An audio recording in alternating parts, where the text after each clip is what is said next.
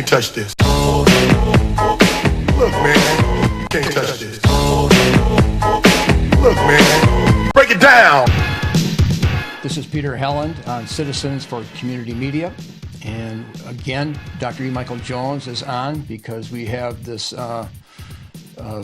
very important letter that was written by the Archbishop about the Pope Francis covering up McCarrick's, Cardinal McCarrick's alleged homosexual involvement. And we did not think that it would escalate this far, but it has. So we thought we would read a pertinent scripture just to lay a foundation to this. Jesus said in Luke 12, verse 1, he said, "Beware of the leaven of the Pharisees, which is hypocrisy. Nothing is covered up that will not be revealed, or hidden that will not be known. Therefore, whatever you have said in the dark shall be heard in the light, and what you have whispered in private rooms shall be proclaimed on the housetops. I tell you, my friends, do not fear those who kill the body, and after that have nothing more that they can do. But I will warn you whom to fear. Fear him who, after he has killed, has authority to cast into hell. Yes, I tell you, fear him." I think that scripture is helpful. Yeah, I think it is too, because things are coming to light now. But also, I have the sense that the speed is picking up. The velocity of events is picking up. I mean, we went for a while here. We went for a couple of weeks and didn't do anything. And now, first we did the McCarrick story, and then we did the Pennsylvania grand jury story. And here there's another story just within days of the previous story, where the same story is developing. So the story is that the former nuncio to the United States of America, Carlo Maria Vigano, struck by the gravity of the McCarrick case, decided to come forward and tell what he knew about it. And this happened in the midst of the announcement about the Pennsylvania grand jury. So there's this resurrection of all these claims against the church. And here's a man who is clearly an insider, who was involved at the highest levels of the church under three popes, the last three popes, who is now stepping forward and saying that we don't really understand the full dimensions of the story. But the story being Cardinal McCarrick at the highest, let's say the second highest level in the church, he's a cardinal of the Catholic Church, basically having to resign in disgrace because of revelations that he was engaged in homosexual activity. Now, we said before, there's a battle going on here, an information battle. And it's clear that even in the McCarrick case, you begin to see the outlines of this battle. So when the New York Times frames the article, it's a 15-year-old older boy. That is not the McCarrick story. Once you read the details, we've gone into this, but basically McCarrick was in the habit of sleeping with seminarians. This is adult homosexuality. Okay, the issue is homosexuality. The issue is not pedophilia. That's what the McCarrick thing made clear. If we go into the next segment of this thing, the Pennsylvania grand jury, the issue there is also homosexuality. And now, in the third instance, Archbishop Vigano comes out and says exactly what we've been saying. The issue, the crisis in the church is homosexuality. It is the acceptance of homosexuality, and it is, most importantly, the formation of a homosexual cabal within the church that is, in effect, running the church. Okay, this is not the first time that we've talked about this. People have been talking about this. Father Rueda in the 1980s wrote a book called The Homosexual Network. Okay, the story has been out there for a long time, but what you're seeing here now is someone who at the highest level of the church who knows what is going on, has first-person accounts of what is going on, and he's saying that there's a homosexual cabal in the church, and he's saying that McCarrick was one of the main leaders in this homosexual cabal. So that's the new angle of this whole thing. And then he takes this whole thing a step further, and he starts talking about, well, who knew what? Okay, so he is nuncio from, I think, 2006 to 2011. He has gotten the information from a professor at the seminary in Newark, where McCarrick was. The story is that McCarrick would invite seminarians down to his beach house. 6 seminarians, 5 beds, so one's got to sleep with the Archbishop McCarrick. This is going on for years. It's notorious. The rumors are all over the place. And finally, Vigano, as nuncio, takes it, and it goes to the Pope, and the Pope puts restrictions on McCarrick. Okay, now the problem here is that the Pope, they were not made public. So we're talking about Pope Benedict now. He's appalled at the homosexual network within the church. He takes moves against McCarrick. What he should have done in an earlier age, let me put it this way, in an earlier age, McCarrick would have been taken out to the middle of the Piazza San Pietro in Rome, and he would have been burned at the stake for sodomy, because it was a capital crime back then. So now, whether the Pope is trying to avoid scandal or what, but basically the nuncio at that time, the assistant, so we're talking about 3 nuncios during this period of time. The nuncio goes to McCarrick, and Vigano relates, there is shouting coming from McCarrick's office. Everyone in the outer rooms can hear the shouting. There is a French Monsignor who was there who substantiates Vigano's claim, which is important, will become important later on. And basically, the sanctions are leveled against Vigano. So in the meantime, against McCarrick, while Vigano is the nuncio. Right. Okay. At the same time, the abuse crisis keeps going and going, and the typical reaction is the one that Pope Francis gave when he went to Dublin, which is basically he apologized. Okay, we are all tired of these apologies. We've heard so many apologies. But what happens here is something completely new. All of these revelations now from Vigano come out while the Pope is in Dublin. And now Vigano says Francis knew. Francis knew about this, and basically he lifted the restrictions and he rehabilitated McCarrick. But the article seemed to indicate that McCarrick was influential in elevating Francis to the Pope. That's the other point. So now we have to back up and say, well, why did this happen? Who was McCarrick? Well, McCarrick was one of the most prominent members of what has come to be known as the St. Gallen Group. And the St. Gallen Group is named after the diocese in Switzerland, where the bishop has invited this group. It's basically a group of disaffected liberals. The liberals in the church, by whom I mean the people who are itching for some type of revision of the church's sexual morality. They've been out in the cold for 27 years by the papacies of Pope John Paul II and Pope Benedict XVI. And now they see their moment. They see a man who can maybe carry their standard into the Vatican, and it's Bergoglio. And Bergoglio gets elected. So now what we're seeing here, and after Bergoglio gets elected, there's a meeting, and Vigano describes the meeting of the cardinals, the nuncios, and there's McCarrick. And McCarrick basically goes up to Vigano and says, I've been vindicated. I've been rehabilitated. They're sending me to China. Well, Vigano is appalled, okay? And now, this is the seriousness of the matter, because what he's saying is that there is a homosexual cabal that is running the church. Does that mean that every priest is a homosexual? No. Does that mean that every member of this cabal is a homosexual? No.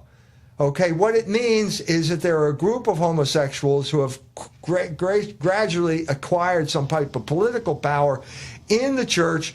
because there are lots of people who will go along with it one way or the other. And so, as we said, and we said before in the last talk we gave, I gave the Jesuits as the prime example of the homosexual cabal in the church. And here comes Vigano, and he says exactly what I said. The Jesuits are the prime example. The Pope is a member of that order. No one is claiming it that the Pope is a homosexual. But what we do know, and what I've written in my book on Bergoglio, is the fact that he was a very ambitious man. Right, you mentioned that because we did a show. You went to Argentina just for those ones, for a couple weeks, and basically to investigate who was Bergoglio. Yeah, and it turns out that he took a vow against ambition. Well, the only reason you take the pledge is because you have trouble with alcohol. So he's got a problem with ambition, and suddenly here's the moment. And suddenly now, all with the Vigano revelations, all of this starts to fall in place. In other words, here we have substantiation of this. Here we have some type of substantiation about why the church is heading in the direction it's going. And then we get lots of other details. Okay, so for example, there's talk, we have these two competing paradigms of how are we going to interpret this. The main competing paradigms in the mainstream media here it's pedophilia. That's the way they portray it. We've talked about this before. Okay, the lawyers make out like bandits. The church has had to pay billions of dollars because it's been portrayed as pedophilia. And the other problem is if you portray it for what it is, namely homosexuality, then you have to ask, well, what's wrong with that? Well, that's why we're having the show, Citizens for Community Media, because this community is caught in the hypocrisy. Right. So if there's something wrong with it, then why isn't the mayor of South Bend being called to account for his behavior? And if there's nothing wrong with it, then why is McCarrick being called? We've said this before. This is now an updating of this thing. We're starting to understand how this thing works, and not only how it works, but who the people are. And McCarrick was a key player in this. So what you're talking about is not an isolated incident where one man lost control of his passions in a moment of weakness. No, that's not what we're talking about here. We're talking about a man who rose to the highest levels of the church, was a chronic homosexual, who had a pattern of sleeping with male adult seminarians and priests and corrupting the entire system because of those people. Now, let's get back to that incident I described, okay? The beach house in New Jersey, where McCarrick would invite 6 seminarians knowing there were only 5 beds. Only one seminarian got into bed with McCarrick, but you had 5 other people who were going along with it. Yeah. Let's think about that for an instance. And all of these people. That was the main point. And in the article the question is why are they going along with it? In your McCarrick article, just try and think through this situation here.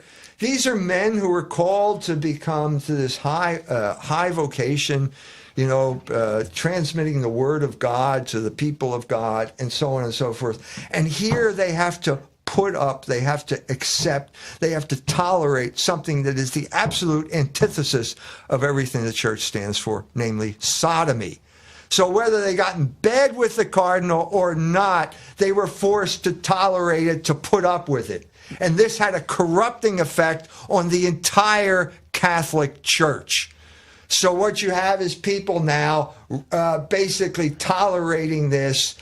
And not only that, you're tolerating, this isn't just a sin, this is an agenda.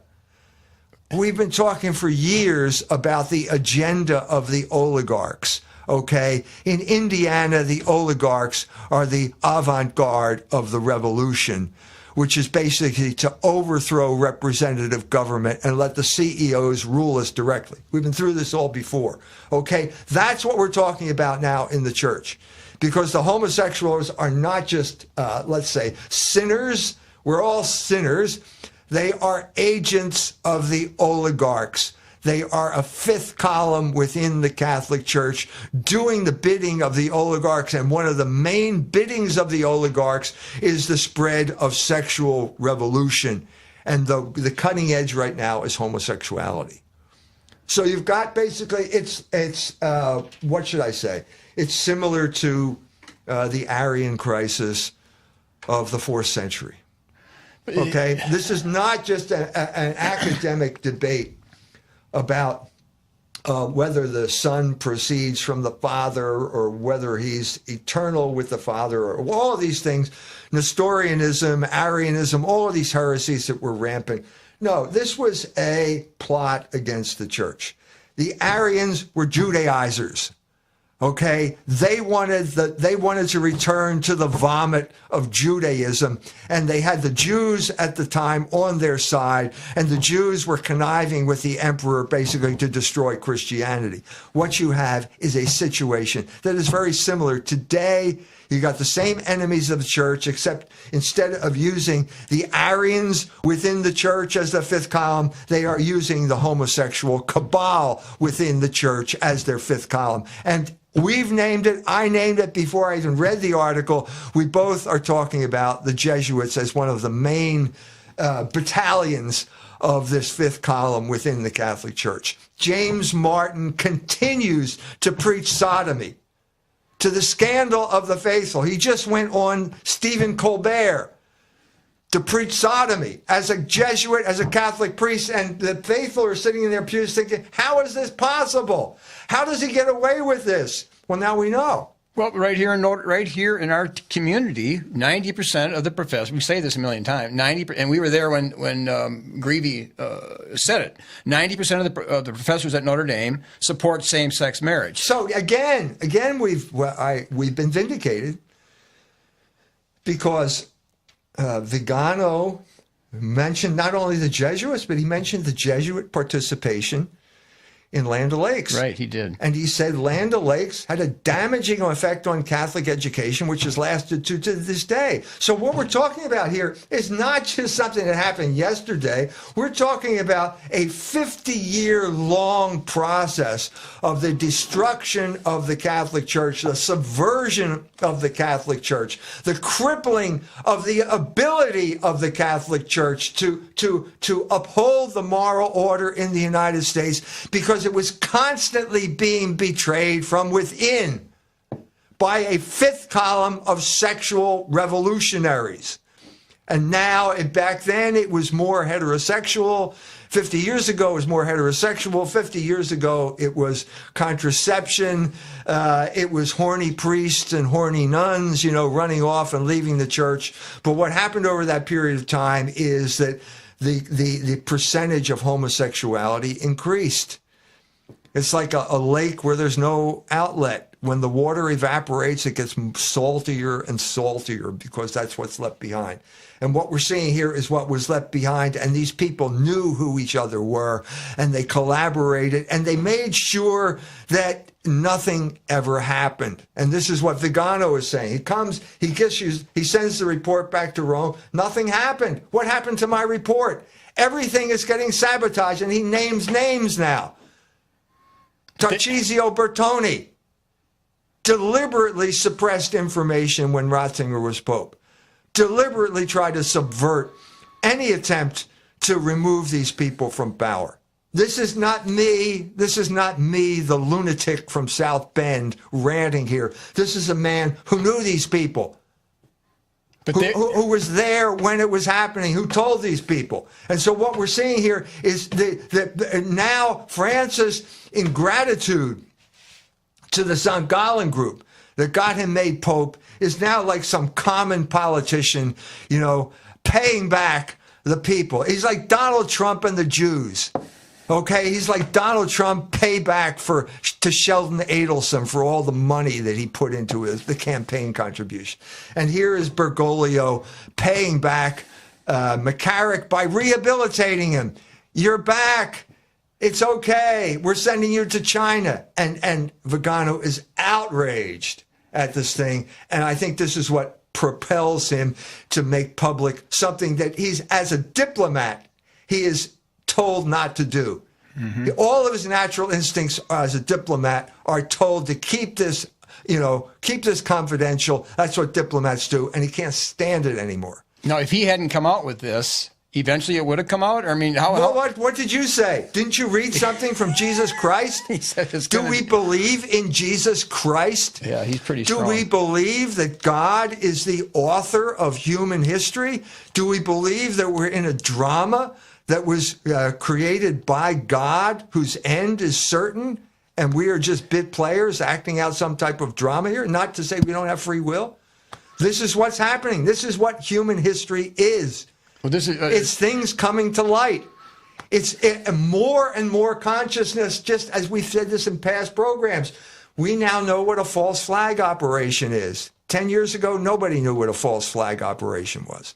That's consciousness. That is things coming to light. More and more things are coming to light, and we're beginning to have a clearer and clearer understanding of the rotten type of experiment that you were subjected to. Well, I was there in 1970. When you, as a naive freshman, showed up at Notre Dame and thought you were going to get a Catholic education. Well, 3 years after the Land O'Lakes, and nobody knew the Land O'Lakes. And what were they saying? What were they telling you? What did they tell you? Those older students, when you arrived, you can say it. Go ahead, say it. They said, "Don't come here. We're all messed up." Yeah, that's not what they said, but Yeah. it was along those lines. Yeah. They were telling you, and they didn't know. No, they were. We don't know what happened here. They were brilliant, and they couldn't figure it out. Nobody could figure it out because it was a plot. It was a hidden plot, and Hesburgh was in on it, and the Jesuits were in on it. And now we're only seeing the logical outcome and God bringing to light the machinations of these people. That's what we're seeing now, and for that we should be grateful. But so the culmination of this is basically Vigano says Francis was in on the cover-up. Francis should resign. Okay, now that just sent shockwaves across the entire world, and we're still... Yeah, because he didn't just state out the case. He also took authority to say what should happen. That's right, and that's what he said, and everybody's... We're still reeling from that shock. Because it happened I didn't find out about it until Sunday morning. It's now Tuesday. Sunday morning, it went out over early, 2 a.m. on Sunday morning. It went out over the internet, and now we're still feeling the reverberations of this. That's the simple facts of the story, okay? And now we're seeing the spin. Right. Spin. It didn't take long for the spin to begin, and if you want spin, okay, the Washington Post is the place to go. Now, within hours, the Washington Post was ready to spin this to give you the oligarchic take on what happened. Because they couldn't have controlled 9/11. I believe they controlled 9/11. They were behind it, but there's no suspicion here anybody was behind this. So let's put it this way. What they should do is just welcome Vigano with open arms. Here's a whistleblower. We've been beating this drum for years now. So this is great, isn't it? Well, no, sorry. Sorry. We don't like this story at all. Because it condemns homosexuality? Well, because, it's the wrong story, damn it. It's pedophilia. It's not homosexuality. No, he makes everything coming out is just pointing to homosexuality. And so what are we going to do? Well, this is what they did, okay? They try and discredit Vigano. Now, everybody of any substance in the church has stepped forward and said Vigano was an honest man. George Weigel, I'm no fan of George Weigel, but he did say that he knew Vigano, and he said he was an honest man and a straight shooter. Other people have said the same thing. The Frenchman who was there in the hallway when the shouting match took place between, I think it was Sambia and McCarrick. The guy that had to deliver the message. He just issued a statement from France saying what he said is true. No, so now we've got a split in the church because Vigano named names, and there are names, and he said, Worrell knew. Worrell knew. And now Worrell is saying, this is Donald Worrell, who is the current Cardinal Archbishop of Washington, McCarrick's successor. He's saying, I didn't know. Okay. Boy, we got some. So how are we going to spin this? Well, we are going to spin this by saying that Vigano is a disaffected traditionalist crank with an axe to grind. Okay, and on top of that, he was involved in a cover-up himself. And then the Washington Post drags out this story about Bishop Nienstedt in Minneapolis. I heard that. And it turns out that was not true. Okay, so that got dropped. So now we're not talking. That went down the memory hole at about 3 o'clock this afternoon. Okay, nobody's talking about Nienstedt anymore. So another damning indictment of Vigano is that he was the guy who arranged the meeting between Kim Davis and the Pope. Remember Kim Davis?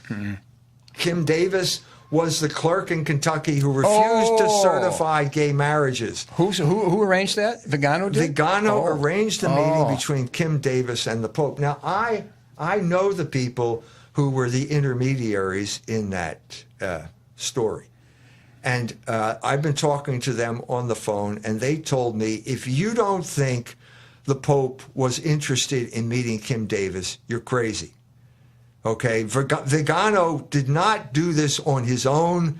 It's not the way it works. The Pope wanted to meet Kim Davis and congratulate her for her heroism in standing up to the homosexual agenda. Well, that doesn't fit in with his covering up McCarrick. Well, no, it doesn't, because what you're seeing here is the way he explains the way it works. So what they're saying is that, well, Vigano got fired for doing that because that was a terrible mistake on his part to do this. Well, that's not the way it was. That's not the way it was. See, he didn't lure the Pope into anything. The Pope went into it. It was his initiative. He went into it with eyes wide open. But then after the fact, when it turns out that it didn't seem to be a plus for the Pope, because the PR machine, the propaganda ministry here, did not like that. Okay, don't give credibility, don't lend support to people who are basically at odds with Obergefell, because we are pushing homosexuality. So when the Pope got back to Rome, the whole story started to change, and he put this Canadian Rossica in charge of the spin, and also the worst press secretary in the history of the papacy, Father Lombardi, also a Jesuit, who screwed up story after story. If anything was bad, put it in Father Lombardi's hands, and it would get 10 times worse. And so basically what these two guys did was connive and basically say the Pope was blindsided and Vigano has to go. And so that was the end of Vigano as nuncio here. But the Pope caved in, it looks like. Well, that's what we're seeing here. So the Pope does not come across as looking good in any of these stories. He can't stand up against that kind of pressure. Well, he can't stand up against the cabal. So what you're seeing here, let's take a step back now. This shows you the fact that the Washington Post, within hours, can come up with the Kim Davis story. I had forgotten Kim Davis's name. Okay, and the Nienstedt shows that they have contacts deep within the Catholic Church who are collaborating with them as a fifth column. This substantiates the claim that Vigano is making. That's what these people are doing. This shows that basically if you go along, if the Pope goes along with our agenda, namely the oligarch's agenda, we will put the most powerful propaganda machine in history at your disposal, and we will run interference for you. Now, McCarrick, I saw on his YouTube, he was giving a talk about how he had helped the Pope get in. And he was saying that This was at Villanova? I think so. And, okay. And he was saying that the Pope was going to change the church within 5 years. Huge, radically change the church for good. Yeah, in other words, good, what does McCarrick mean by good? Well, yeah. It's like Obama, toleration of homosexuality? I think so. Promoting him as an ambassador of the church so he can spread his defective and morally corrupt version of Catholicism. That's what he meant. Now, Villanova, that's where he gave the speech. Yeah. Villanova, as basically every Catholic university, is a hotbed of hatred for the traditional teaching of the church. It's always been that way. And that's what it is now. I mean, always, in my lifetime. It's been a center of Catholic-Jewish dialogue. In St. Joe, there are 3 Catholic colleges and they've all become involved in the same type of agenda. This is the agenda. I mean, I've been doing the, theistic evolution, and that was Americanism and Zom and theistic evolution. They went right together, and now we look like sodomy and Americanism. I mean, well, that's what it means to be an American. Yeah. Are you a real American? Do you support sodomy? If you don't support sodomy, you're not a real American. Yeah, you're going against. We've talked about this over and over and over again. Okay, America is a gay disco, and you are called now to die for the gay disco by going over and fighting in Afghanistan or some far-off place in the Middle East that you can't identify on a map. And strong influences in America helped Pope Francis get in. That's what we're saying. Yeah. That's what we're saying. So the implication here from Vigano's letter is that McCarrick showed up and he met with Sedano, or he met with Bertone, and basically persuaded them to suppress any type of negative proceedings against the homosexual cabal. So I think that now we are coming to understand why Ratzinger resigned. He got nowhere. Everyone that I have read, including Vigano, says that Ratzinger was genuinely upset about the extent to which the homosexual cabal had taken over the church.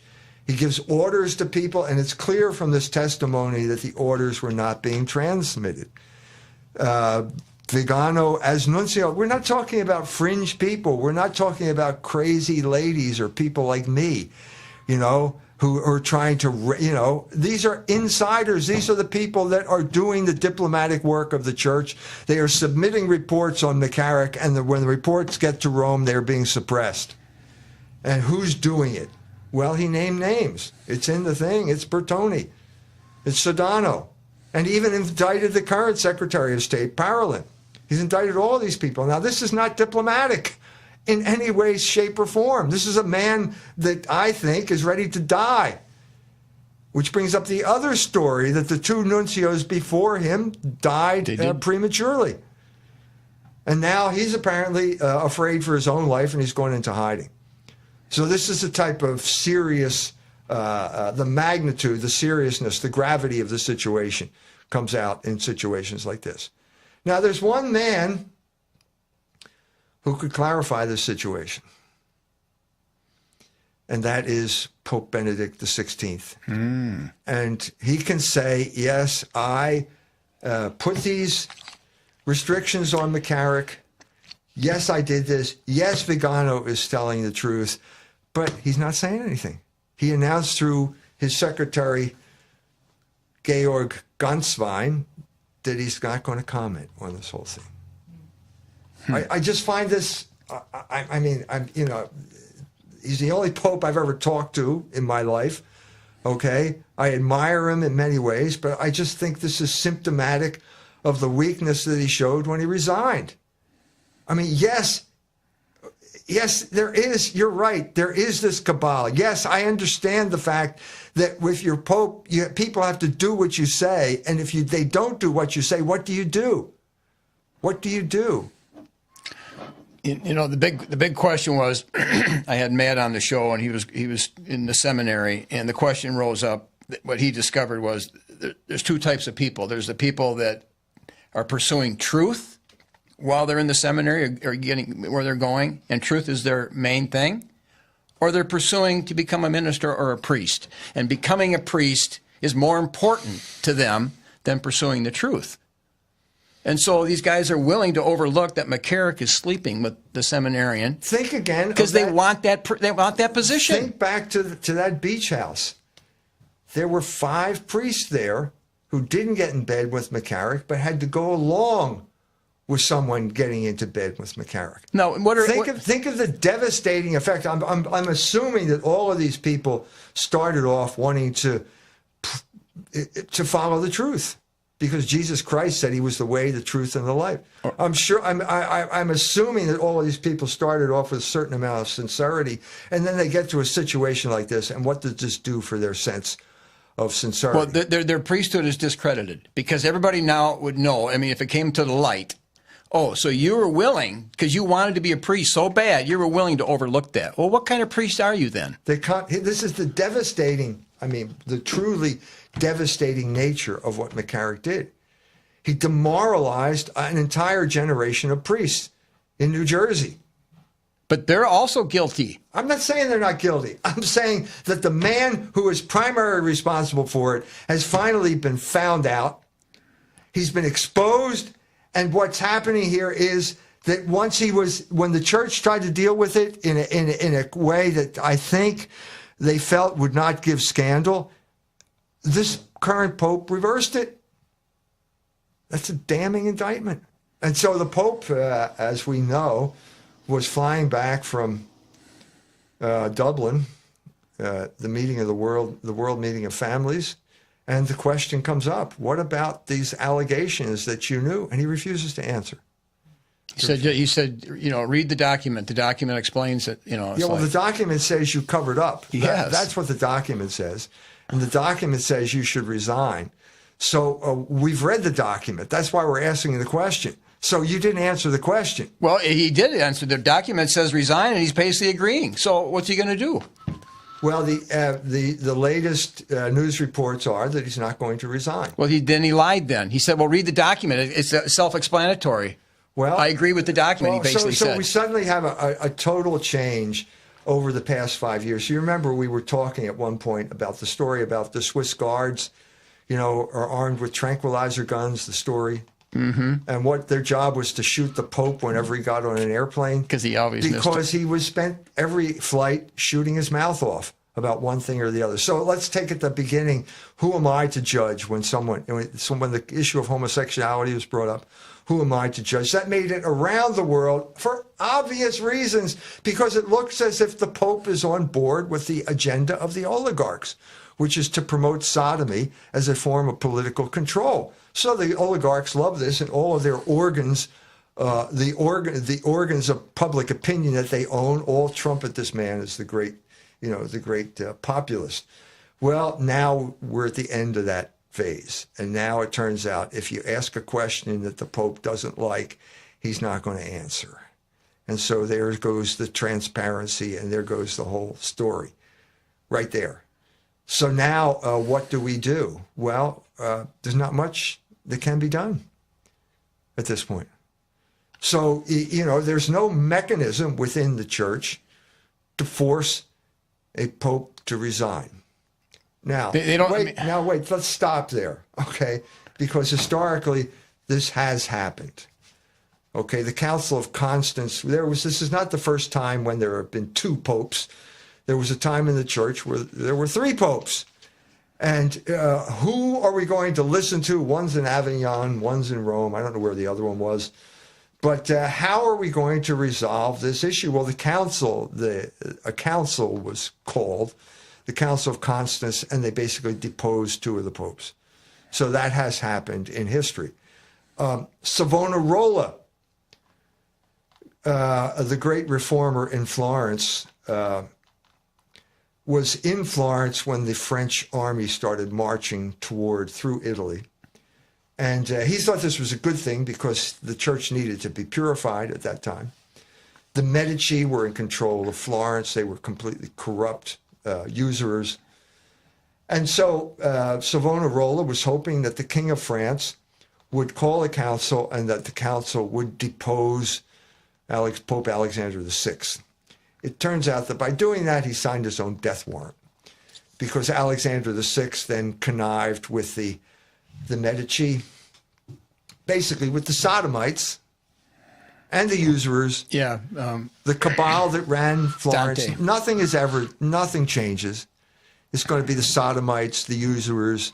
When the church abdicates its defense of the moral law, these people will take over. They ruled Florence with an iron rod at this point, and they rule us with an iron rod as well right now. And so basically they turned the citizens of Florence against Savonarola, and Savonarola was not exactly burned at the stake. He was hanged first, and then they burned his body at the stake, but that's what happened to him. And there are many people who think that Savonarola was a saint. But there's one reason why he's not a saint, and that is the Jesuits. And I'm not saying anything bad about Jesuits back then, but their fourth vow to the papacy made Savonarola a villain. So the question is, what happens now? Well, I don't know, because I don't see anything on the horizon. Anything on the horizon. The only possibility that I saw this morning, which I don't see now, would be Pope Benedict stepping forward. Pope Benedict at this point could step forward and say, yes, Vigano is telling the truth. Or he could step forward and say, no, Vigano is a liar. This is what I said.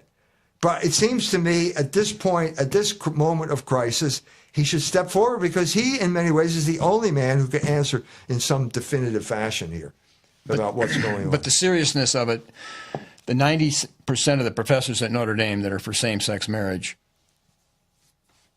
if they're consistent, if they're not hypocrites, this shouldn't be that serious, should it? I mean, if the seminarians are willing to sleep with McCarrick.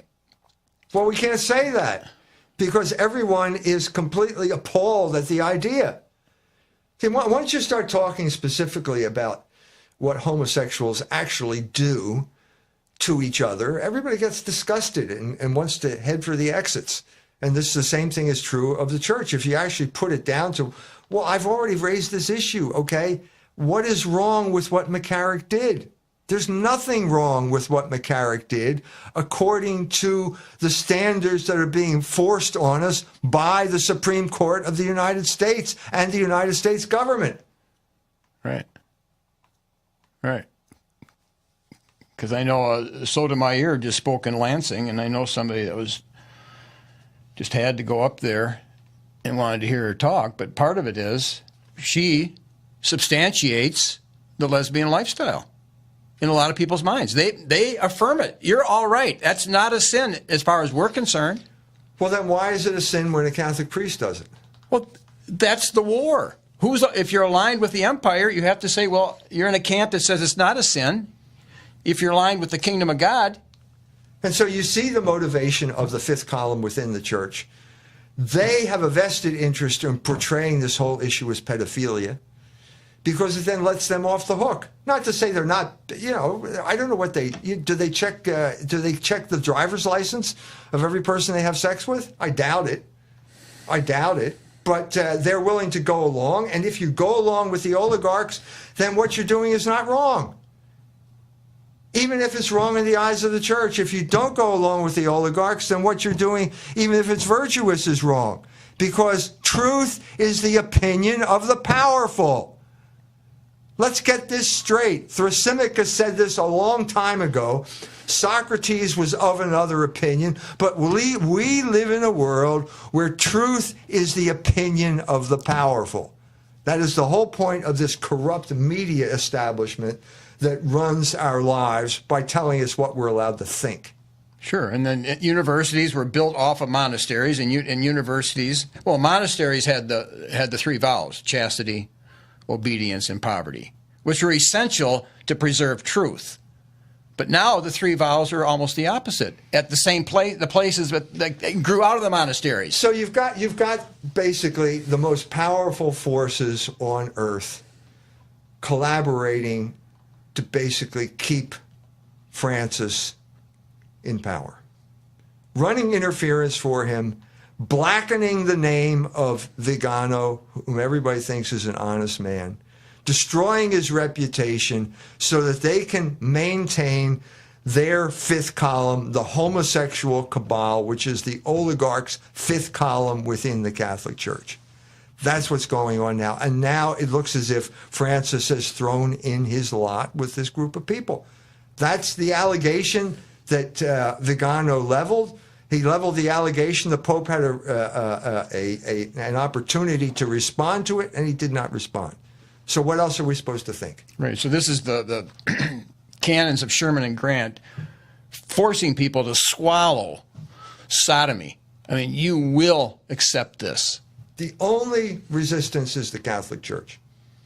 And here what you're seeing is the Catholic Church has been crippled, and now we're beginning to understand Why did they fail at everything they ever did in the past 50 years? They couldn't stop abortion. They couldn't stop contraception.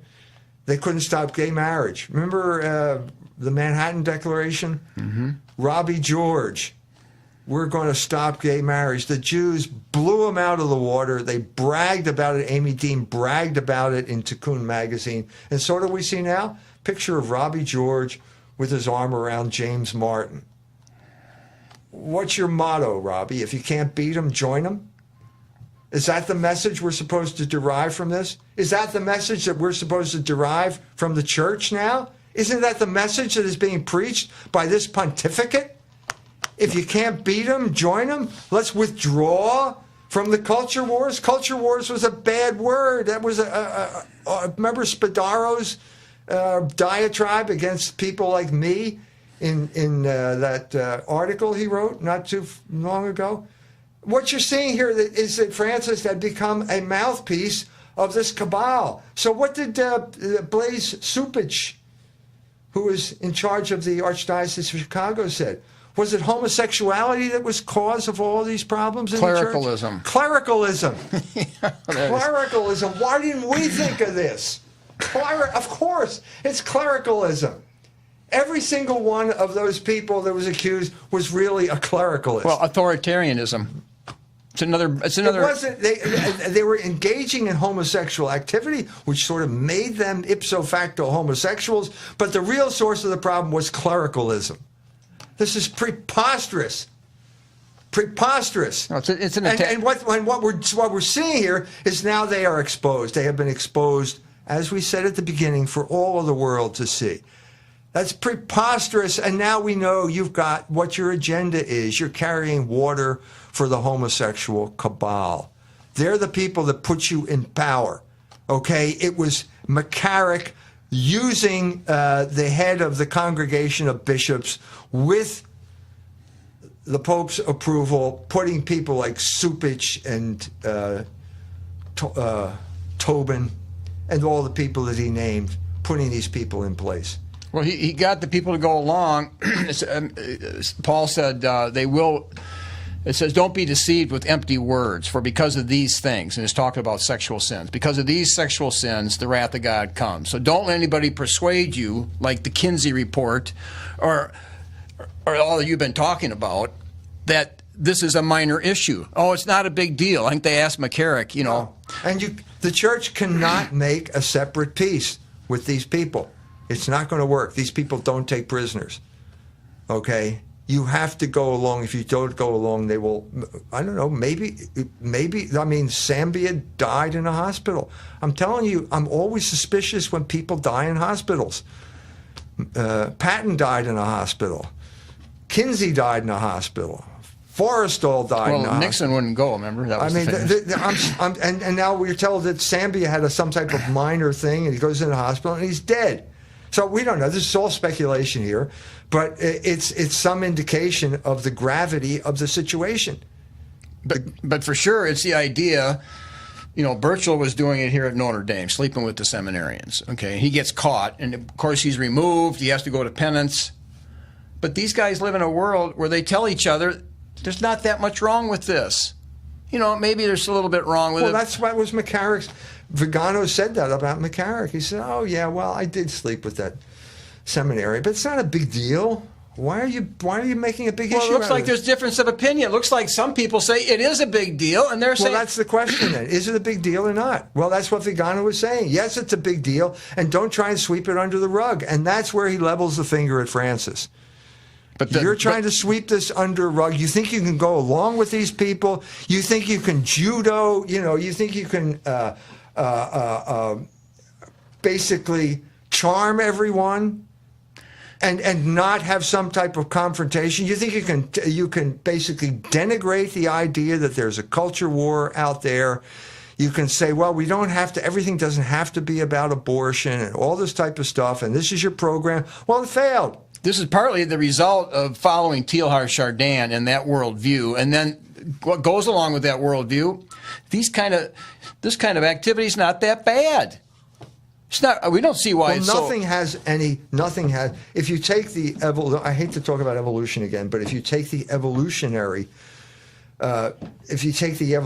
theory seriously, the philosophical program, it is a lot like Zeno's paradox, because basically what you're saying is that arrow is never moving. It's always at rest on an infinite series of.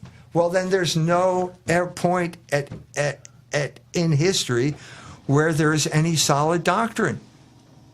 So there's nothing to believe. And This is what led Bob Kaiser, Robert Blair Kaiser, was in the Jesuits, a seminarian in the California province of the Jesuits in the 1950s. And he woke up one day and he realized, I can serve God better as an American than I can as a Jesuit.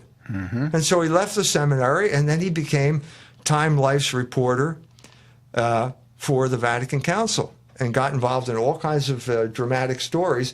But basically, I think this idea was fairly widespread. It's Americanism. Brian Hare, when he came to the secret conference at St. Mary's College that led to the Altar Girl Synod in Rome, said the church has to catch up with America in terms of its understanding of sexual morality. America has a better explanation than the church. This has crippled, this has killed us. This has killed, the Catholic Church is not dead by any stretch of the imagination, but it has crippled the ability of the church to defend the moral order in the United States, and that means throughout the world, because the United States at the current moment in time is the world hegemon. Yeah, and I do think the Jesuits did internalize all this evolutionary Teilhard Chardin worldview, and it certainly assisted into them minimizing the severity of this homosexual activity. Yes, that's right.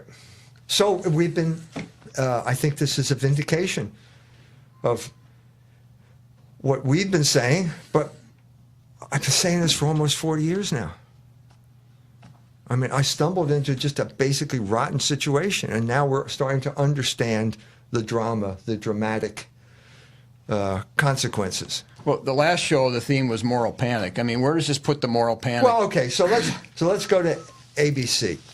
ABC is going to put the spin on it. So it starts off with Vigano, then it's Wolf Blitzer, and then it switches to our friend Shapiro, our Jewish friend from Harrisburg, who is saying this proves that there was a cover-up that goes all the way to the Vatican. Well, I'm sorry, Josh.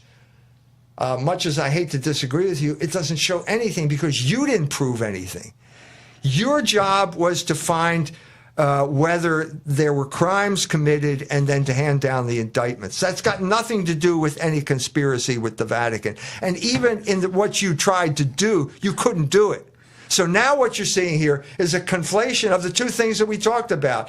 And they're saying it's one and the same thing. No, it's not the same thing. They are completely different. That's the whole point but that's the spin that's being put on it today. You know, that's what Mr. Shapiro is saying from Harrisburg. Right. So they're trying to, like 9/11, we need another Pearl Harbor. They need something to happen, and they can just create a new reality. So they're going to put, so Wolf Blitzer is just, that's all he's got to do. That's all he's got to do. Just sit there and say, yeah. Right on. Right on. That's all he's got to do. And that's what he did. And that's where it's going to be taken. So we're building, and now you've got a group of people within the church who are cheering on the people who are destroying it, trying to destroy it. So we can't count on the media in calling a spade here. They're not going to. You can guarantee, you can bank on it that they will call this pedophilia. They will call homosexuality pedophilia, and they will try and confuse the issue. So it's going to put a lot of pressure on. I mean, I'm already hearing stories about pressure on priests. This is putting a lot of pressure on them, and it's putting pressure on the average Catholic. I mean, they're starting to feel some persecution. We'll see it now in Ireland. Ireland, to his credit, the Pope did attack abortion when he went to Ireland, but the Taoiseach, or whatever they call the head of their government there, announced that they are going to have a radical revision of all of the laws of Ireland in light of the gay marriage and abortion referenda. Now, we've been down this road before. Okay, this is a revolutionary situation. In 1890, Civiltà Cattolica came out with a story on the French Revolution, 100 years after the French Revolution. When you overturn Christian laws, you will end up being ruled by Jews. By the Talmud, That probably. was the lesson which Civiltà Cattolica, which is the official magazine of the Vatican, that is the lesson they derived from 100 years of the French Revolution. The same thing now applies to Ireland. You think the church was a hard taskmaster? Well, wait till the Jews take over, and then you'll find out what real slavery is. Right. So it's mandating you live in sin almost. It's mandating you be a slave. You will be a to sin. total slave of these people, and these people they don't believe in mercy. You don't believe that? Watch Merchant of Venice and see what Shylock has to say about mercy. There's no mercy here. You will be ruled with an iron rod. Even Aesop talked about the frogs. They wanted protection, so Zeus threw them a log, and they prayed to the log, and the log didn't do anything. And they said, we need a better god. And so he gave them a stork as their god, and the stork ate them all. So be careful what you pray for. Okay, so this is, we only got 3 minutes. So this is starting to really pick up. There's a lot of activity on the YouTube on this. A lot of comments. We're generating a lot of comments here because it's so obvious. I mean, if you have the eyes to see, it's obvious what's going on. And we have an obvious crisis now, and that's how that plays out is something that only God knows at this point. Okay, and where's the opportunity here? Is there an opportunity for... Sure there is. There's always an opportunity for reform. What's going to happen now is the bishops, the United States bishops, understand the gravity of the charges, and they understand the credibility of the witness. Vigano is not a crank, not like Peter Helland or Mike Jones. You know what I mean? This is an insider, and they are going to debate the issue at their next meeting. Okay, so obviously this is the call for reform. Everybody agrees there has to be some reform. Yeah, and so the question is, which bishops are going to take control of the situation? Is it the Supich, Tobin cabal, the McCarrick cabal, or the the Morlinos? Zongalin, or is it going to be the Bishop of Tyler, Texas, who made every priest in his diocese read this letter at Sunday Mass? Right. That's the question. And in Madison, I think it's Marlena. Right, so we'll see what happens. Okay. This is Peter Helland on Citizens for Community Media and Dr. E. Michael Jones. And hopefully, well, if we got to be back on, we'll be back on. So till next time.